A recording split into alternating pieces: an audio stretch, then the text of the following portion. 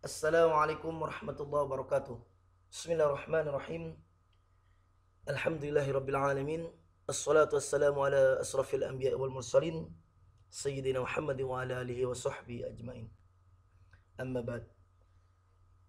Bertemu kembali pada mata kuliah Organizational Behavior bersama saya Abu Talib MM.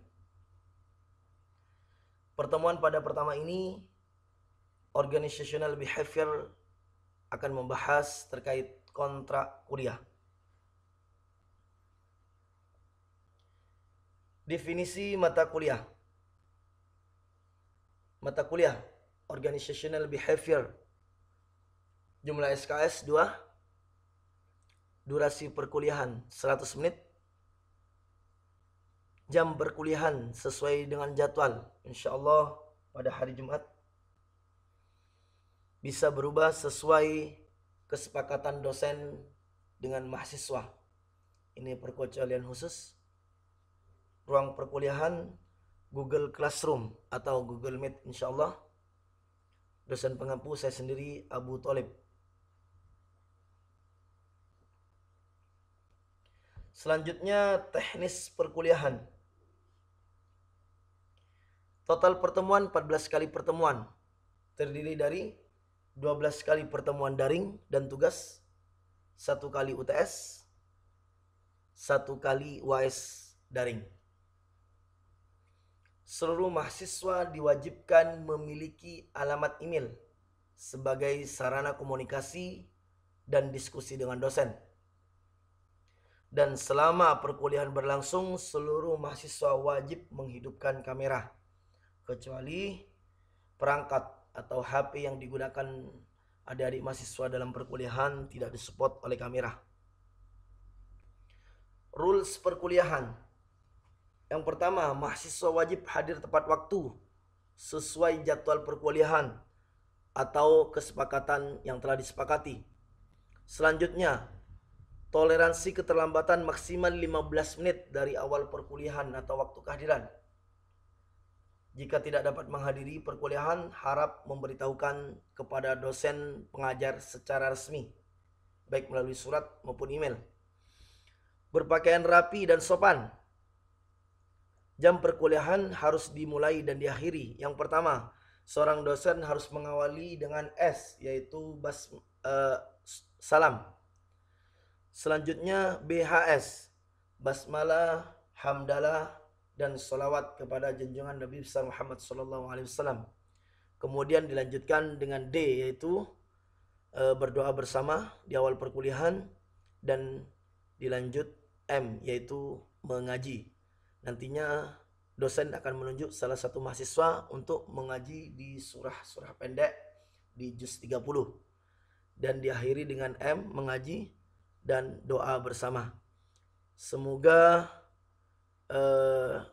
perkuliahan di organizational behavior dari awal sampai akhir, adik-adik mahasiswa seluruhnya kebagian mengaji. Dan mengaji ini tidak akan mengurangi insyaallah jam perkuliahan. Lanjut, kompetensi perkuliahan.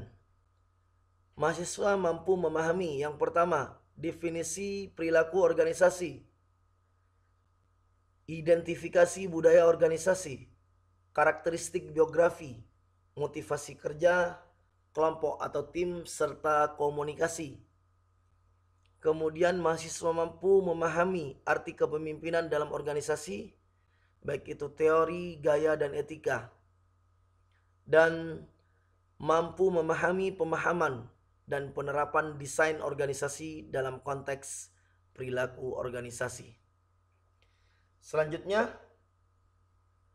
sistem penilaian.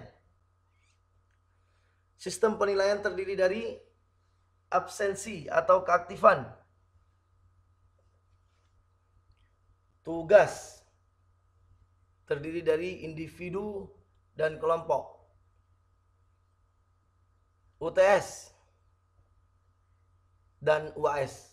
Inilah 4 poin yang akan dinilai untuk nilai akhir adik-adik mahasiswa.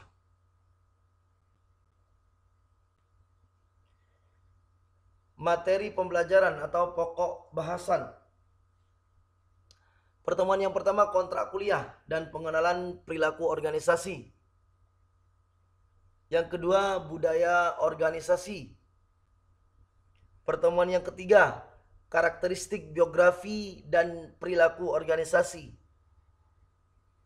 4, kepribadian dan pembelajaran. Pertemuan kelima, membahas tentang sikap dan persepsi. Yang keenam, tentang motivasi kerja. Dan pertemuan yang ketujuh, UTS. Pertemuan yang kedelapan, membahas stres kerja. Kesembilan, membahas tentang kelompok dan tim. Pertemuan ke-10 membahas tentang komunikasi. Pertemuan yang ke-11 tentang kepemimpinan. Ke-12 pengambilan keputusan. Dan pertemuan yang ke-13 tentang desain dan organisasi. Pertemuan ke-14 UAS. Kemudian referensi buku yang saya pakai yaitu Perilaku Organisasi karya Prof. Dr. Bernard Tewal, Dr. Adolfina, Melinda H. dan Pandowo, dan Dr. Hendra Entawas. Penerbit Patra Media Grafindo Bandung. Demikian, selanjutnya kita masuk dalam perilaku organisasi. Definisi perilaku organisasi. Perilaku organisasi telah didefinisikan oleh para pakar secara berbeda berdasarkan lingkup pengetahuan atau pengalaman masing-masing. Beberapa definisi diantaranya, perilaku organisasi dapat didefinisikan sebagai pemahaman, prediksi, dan pengelolaan perilaku manusia dalam organisasi, disampaikan Lutans pada tahun 2011. Robin dan Jude G pada tahun 2013 juga menyampaikan, perilaku organisasi adalah bidang studi yang menyelidiki dampak yang dimiliki individu, kelompok, dan struktur terhadap perilaku di dalam organisasi dengan tujuan menerapkan pengetahuan tersebut untuk meningkatkan efektivitas organisasi. Berbeda dengan Gibson pada tahun 2012 menyampaikan perilaku organisasi adalah bidang studi yang mengacu pada teori, metode, dan prinsip dari berbagai disiplin ilmu untuk mempelajari tentang persepsi, nilai, kapasitas belajar, dan tindakan individu saat bekerja dalam kelompok dan di dalam organisasi, dan untuk menganalisis dampak lingkungan eksternal pada organisasi dan sumber daya manusia, misi, tujuan, dan strateginya. Kemudian, tantangan dan peluang organisasi. Lingkungan organisasi berubah sangat cepat seiring dengan kemajuan ilmu pengetahuan dan teknologi. Perubahan ini menjadi tantangan dan sekaligus peluang bagi para manajer dalam mengimplementasikan perilaku organisasi sebagai suatu disiplin ilmu. Berikut peluang dan tantangan perilaku organisasi sebagai berikut. Yang pertama, merespon globalisasi. Kedua, merespon kemajuan teknologi. 3, merespon diversitas angkatan kerja, merespon tekanan ekonomi. Yang kelima, merespon persaingan. Dan yang keenam, merespon tuntutan konsumen pelanggan. Selanjutnya, terima kasih.